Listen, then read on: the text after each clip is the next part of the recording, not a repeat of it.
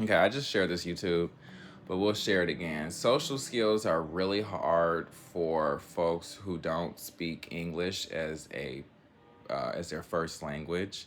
This is something we learned as a part of International Black Laureate.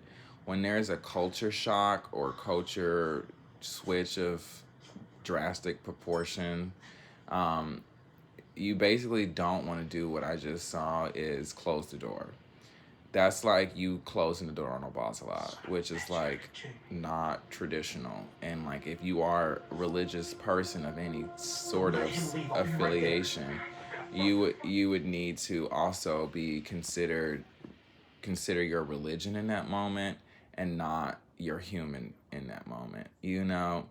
So I understand people have physical health problems or health disparities that make them less able to deal with certain bodies. For example, Islam, Allah, folks of a Islamic background, culturally, not religiously, as for example, say in the Middle East or in the Middle East, Europe, or in the Middle East, colloquially, traditionally or statistically suffer from heart valve problems. And as a heart surgeon, as a cardiothoracic surgeon, and surgical researcher, I can understand the inability to dilate blood vessels in a quick fashion when posed with a particular challenge of neurochemistry that may lead you not to empathize with the narrative that's being uh, experienced. Remember, all of this stuff is like watching Facebook, YouTube on your news feed. Even basic interaction humanly nowadays is based off of a social media paradigm or social media mind, and that it's a quick blurb. Okay. So anytime you start to feel tickling, pus, dilation, information from your body, that's what we call neurochemistry. Actually, it's not physical and ailments. It's called what we call anxieties, one could argue, or one could even say paranoia in those moments. The physical reaction that you're actually feeling in those moments is salt. You're actually salty because you're jealous, you're not able to comprehend, you're not able to do, you're just not able. So you're coming at it from a restorative justice lens in terms of ability and not from a holistic lens in terms of health. And so when you're not able to see past your own narcissism, you continue your own generational curses. The thing I want younger folks to not do, or it will get them killed, is aka not sustainable, is that you choosing your family over your children. That will get you killed every time. If you choose your father over your son, you will die every time. Christianity and religion is all about understanding the family paradigm to produce more children.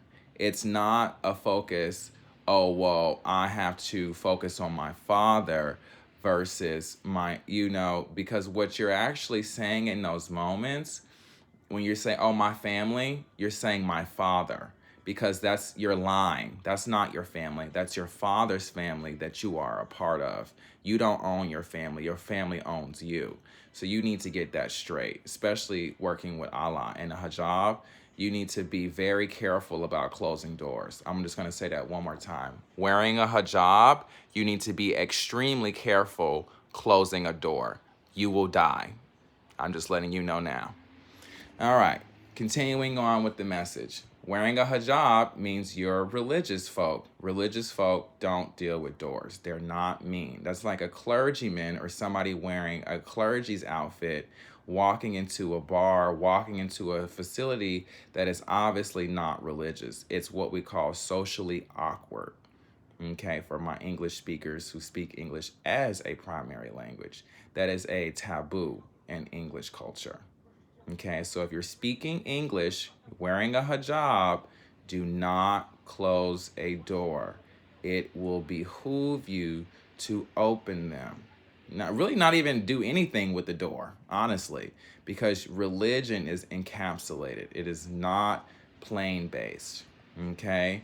Now, if you're not wearing her hijab, you're doing secular things, you're doing more modern things, close, touch the door all you want.